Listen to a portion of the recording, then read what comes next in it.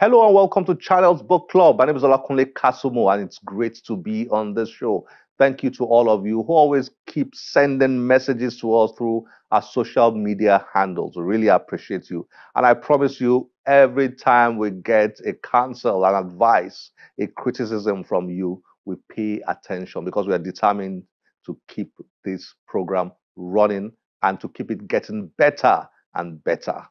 Well, we've got a special guest on this show today.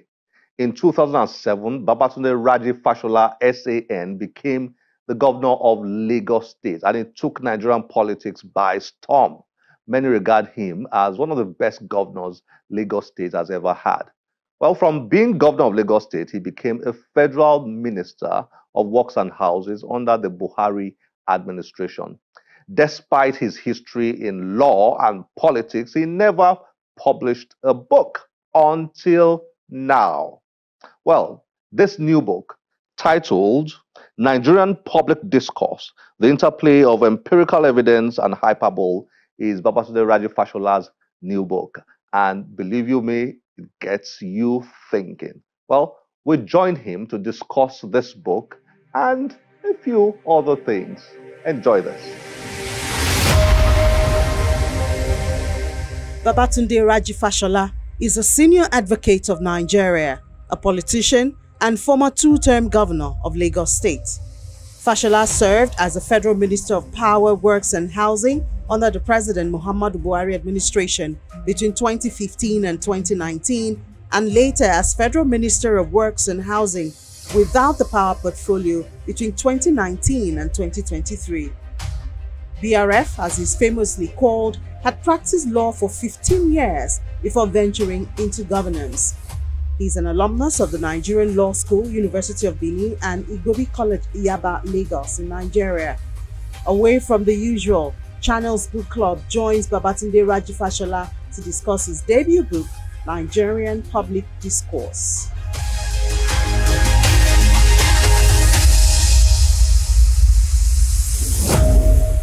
Ms. Fashola, nice to have you on Channels Book Club. Oh, you're hosting also. Nice to host you. It's a pleasure, really. It's great. It's great and to be here. I followed the program, and it's really commendable what you've done, eliciting interest in book writing and book reading. Thank you very much. And I think I saw a recent clip about your very first episode and how much younger you were looking. That was terrible. Thank you very much, sir. Well done. Thank you. It's great to be here. Wow. Nigerian public discourse. Very, very engaging, very intellectual. But I'm keen. Let's set a bit of a background to this. You've written before, right? No. I mean, I don't mean books or a book. Yeah, you've written quite a lot before that I've been privileged to read. Op-eds. Yeah. What was this experience like doing this? Well, this experience and what I've had to go through even before the launch just gives me much more respect for authors, and I just doff my hat. I stand in awe of all authors before me, and I stand in their debt as well, because I've read books, but I never quite imagined what they went through to give us these things that we hold in our hands and books. And it's really been a very humbling experience for me. Great. Now, let's try and I always ask authors when I meet authors the story behind the book, because I believe it helps. So I've become an author. Yes, you are an author. You are an author. That sounds good. And on Channels Book Club, the highest title anybody can get anywhere in the world is that of an author. Well, I'm really honored. So, what's the story behind this? What inspired this? Most, if not all of what is in that book has come from my public service experience of 21 years. And of course, beyond what we are able to show to the public in terms of what we do and what we say, we have backroom conversation amongst colleagues, with friends, with staff, and even with family. So, and that's where this came from. Of course, the conversation about our country doesn't end in the office. It gets back home. It gets discussed over drinks. And when I express some of these thoughts, the next reaction is, why don't you just write this? And I say, maybe it's not right now. I'm still serving. Some of them might sound like an excuse. Let's try and do as much as we can.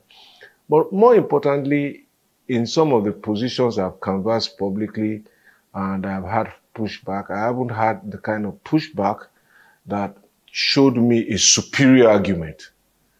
Again, so I thought that it was important to do this. And as I said, I think in the preface or in my acknowledgement somewhere in the book about how I read Chinua Achebe's book as a very young man, and some of the things that he spoke about are still with us. The trouble with Nigeria. Yes, are still with us. And now how I have become a parent from being a young person. So it means that another generation, my children's generation, are still dealing with the problems that we were tackling 30 years ago. And I thought it was important perhaps to help put a lens, a sharper, what I hope is a sharper focus, an intellectual and rigorous focus on the way we have approached those problems and our understandings of them. And maybe we might then perhaps get more closer to the solution instead of just provoking a diagnosis. Yeah.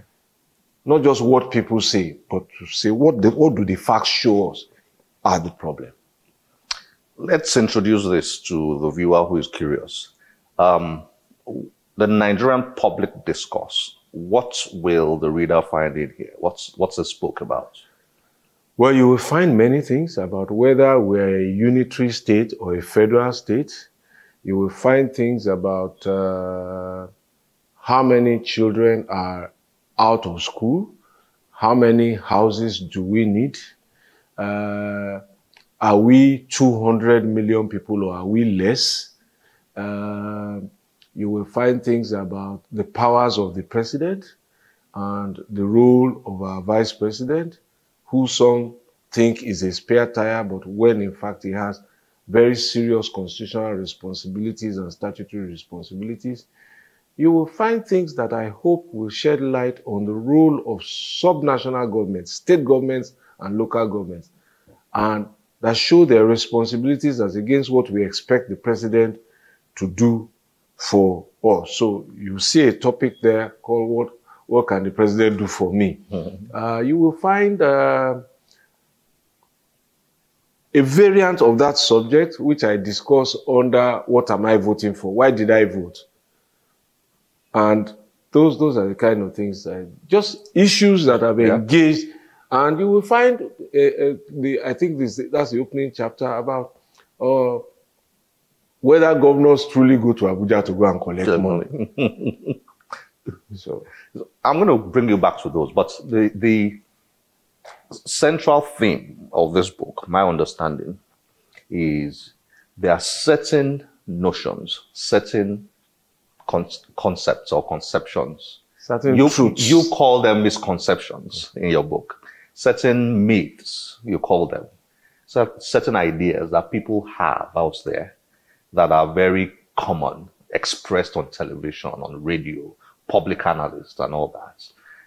You argue here that you listened and watched a lot of these public analysts, and some or many of these things are just not accurate. They're not based on empirical data, on facts and all those. So you decided to then pick on a number of them. Yes. And shed light on each of them. Is that a good summary? That is a very fair summary, and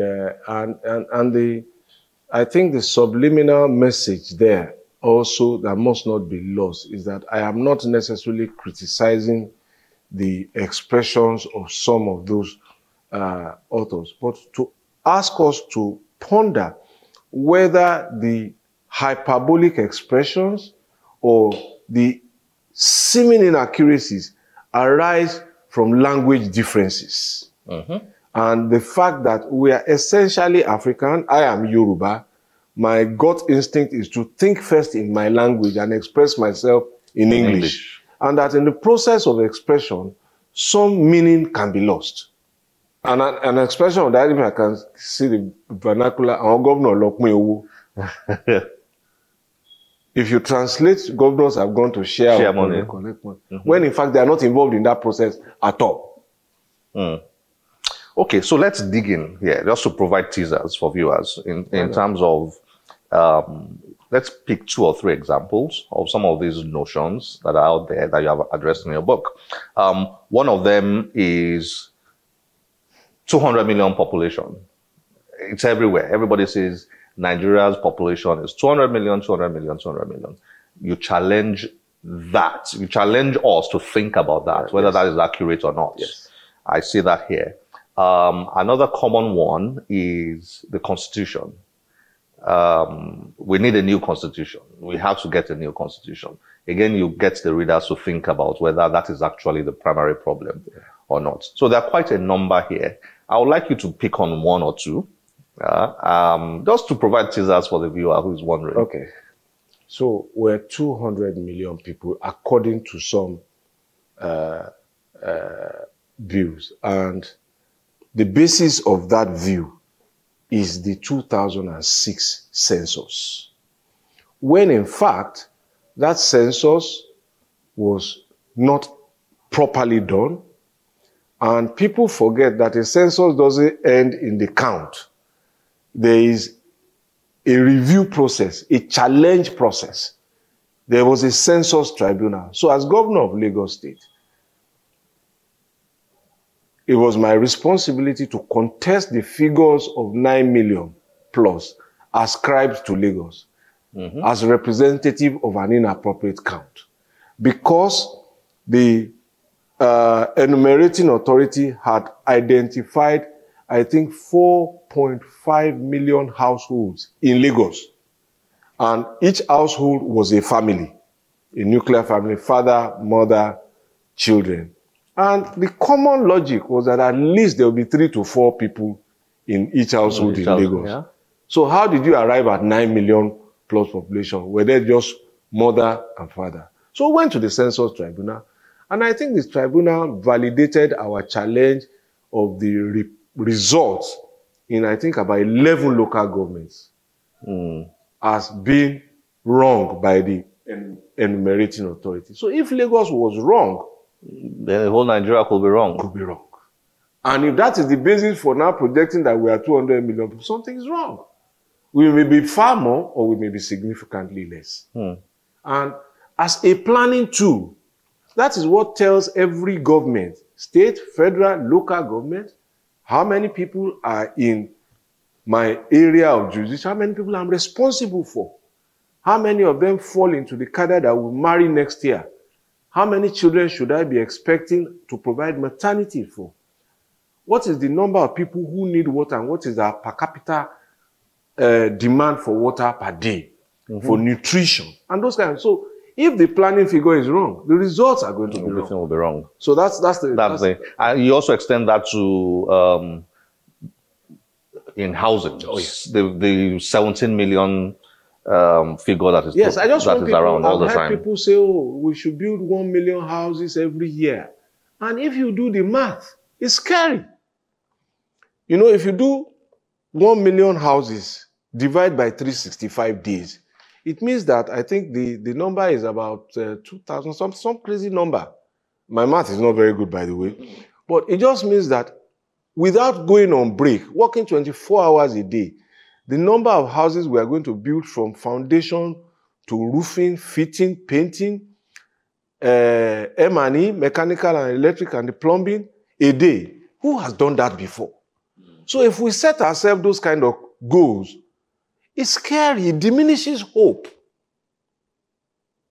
And also, I challenge, and I not challenge now. I invite the thinking about housing to include rental, rather than ownership alone, and then to address the question of how people pay for rental accommodation, because those are part of the shortages. There are empty houses They are unoccupied houses. But in some instances, my own surveys have suggested that they are unoccupied because not enough people can afford the 2, 3, 4 years rent. And if we could remove this demand, whether we will be a better.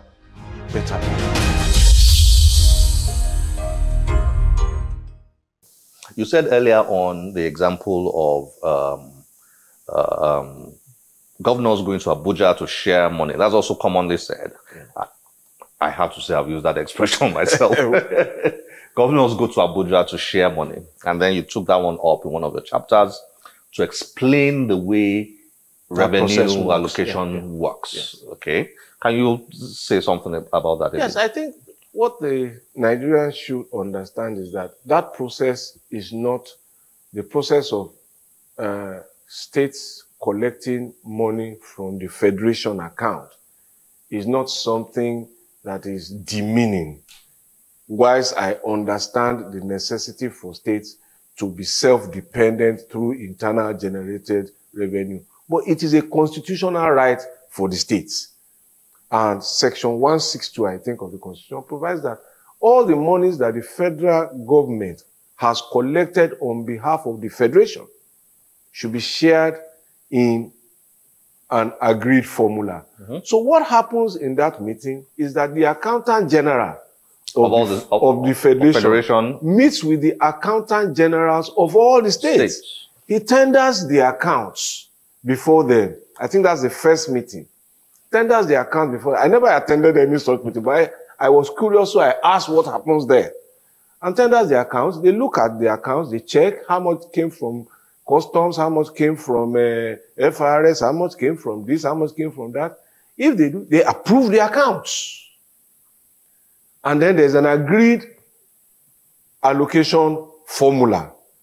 When they finish their meeting, the commissioners for finance will then come in and take their report. And that meeting, I believe, is chaired by the Federal Minister of Finance, sitting with the commissioners for finance for the 36 states, adopt the reports and apply the allocation and distribution formula, and then give instructions to the central bank to credit the account of each state and their corresponding local governments as specified. And the governors have no role in this process. They don't attend those meetings, they do nothing. They have their own meetings that they attend. The Governors Forum meeting and the National Economic Council meeting, which is chaired by the Vice President, or the National Council of State meeting, which is chaired by the President, or the Police Council, which is chaired by the President. And usually, because there are 36 governors, you want a meeting to be efficient. When I was governor, what we used to do was to meet at the Governors Forum meeting the evening before the meeting the next day, either with the Vice President or the President in Council, and to see what the agenda is. And then we say, okay, on this issue, this is our position. Governor of this state, you speak on our behalf. On that matter, this is our position. Governor of that state, so that meeting is efficient, and that in 2 hours, ideally, we should finish, and everybody goes back to his state. So I'm reading this, and I'm trying to imagine you. You've been a governor, you've been a minister, and you do watch TV. When I came here, you were watching, watching news. So you see people talk about all these things. It's a lot of difference for you because you've been in the thick of things. So what's that experience like when you watch and you listen and say, for example, somebody comes on air and says, governors go to Abuja to share money, like you've written here, or that we are 250 million people. How does it play out for you when you watch and listen to all that? Well, I think the best way I can describe it is that I always tell myself that, okay, I need to do something to share what I know. There's an impulse. It's like sometimes I want to go inside the TV and say, no, that's wrong. So sometimes I call my media advisor, Mr. Hakim Bello, and say, look, come and listen to this. He said, yes. But so how can we communicate this? What do we do about this? So, and these are all of those impulses that they said, look, write it down. But there are things you can't say when you're in power, when you are in government or in office or whatever. Well, not that they couldn't be said, The question was, how would they be understood? And sometimes the process also of communicating is very time consuming. And work needs to be done anyway. Yeah. And we are in a results business. If your department is supposed to deliver X results and you are busy narrating the theories of that result, and people are going to ask you, where is the food? Yeah. Well, one of the things I mean, noticed reading is, I was asking myself, okay, if Mr. Fashola is saying that people have all these wrong notions and they say them on TV, and that these notions must not affect policy making, or policies must not be based on these misconceptions, and you expressed here the dangers of policies being based on those wrong notions. I was asking myself, is it not the responsibility of people in governance who know and have these facts to ensure that some of these misconceptions are countered? Because if they are not countered, there is a space. Somebody will fill the space anyway. Some information will fill the space anyway, whether it's right or wrong. That was one of the things that... Without any doubt, you are right. And if you let us use the example of 17 million houses, and at every step, I have asked people, how did you arrive at this figure? And it's like, where are you coming from? That's our figure. You go and deal with it. Why should we hold that figure? Until I found out where the figure came from. And then I put that in public. Even till, as we speak, those who are still putting down out those figures have not changed it. Some of them are coming from agencies of my former ministry, still saying the same thing. The same thing. So I thought, if we put this down there and let more people have these facts, and let us all interrogate it more rigorously, maybe we might come to a point where we say, no, this is not true. In fact, I'm trying to remember the name of the author, very seasoned author on public housing in Britain. And he wrote a very interesting article, headline, "You Can't Build Your Way Out of Homelessness." And this was in a jurisdiction where public housing started in 1918 by a Labour MP, Nigerian, who moved the motion to start a public housing. So they've done over 100 years of public housing, and they haven't accommodated everybody. Oh. So, and those were some of the things that I said, okay, what's he saying? And part of the argument was that, look, you have to look at other things beyond ownership, rental, mode of payment. So there is this notion, for example, that, oh, at some point in time, there was free housing. There was never free housing. And that's perhaps the matter for a sequel. Do you feel that you were on the other side once? Okay, so this book says to me that the author is speaking from a position of knowledge because he's been behind the curtain, so he understands the data that is available, etc., etc., etc. The public analysis on TV, he's never been behind the curtain, so he says a lot of things from his position. Do you feel that you were once on the other side?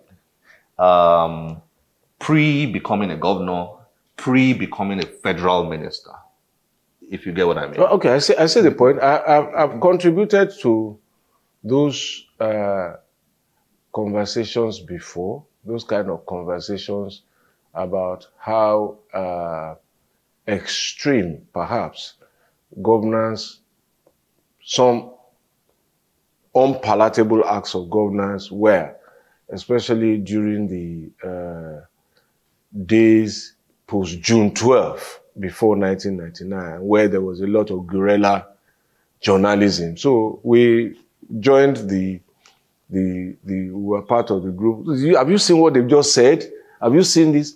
Now getting into government, I don't realize that some of these things are actually exaggerated. So if that's what you mean by size, yeah, I have a better understanding now that I've been there than I had when I was not there. Because also you see things differently. And talking to some of the people who had served before me, also the experience was quite informative. But the question to now ask, how do you pass all of this information on? Out.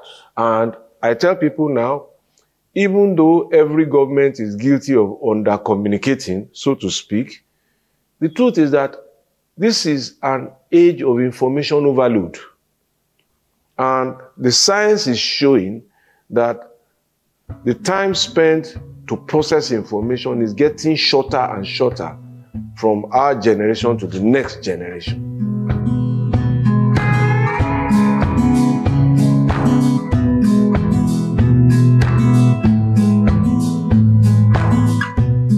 Is Obama your favorite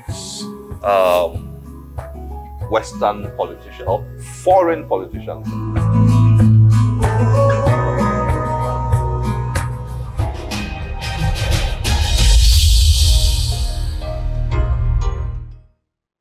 I hope you enjoyed that. It was really intellectual. I really enjoyed that.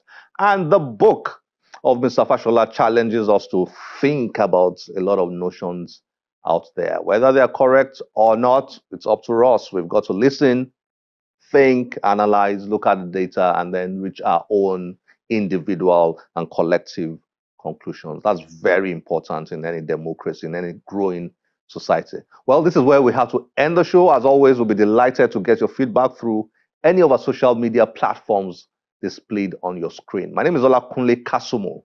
Remember, one great book can change your life. Bye-bye.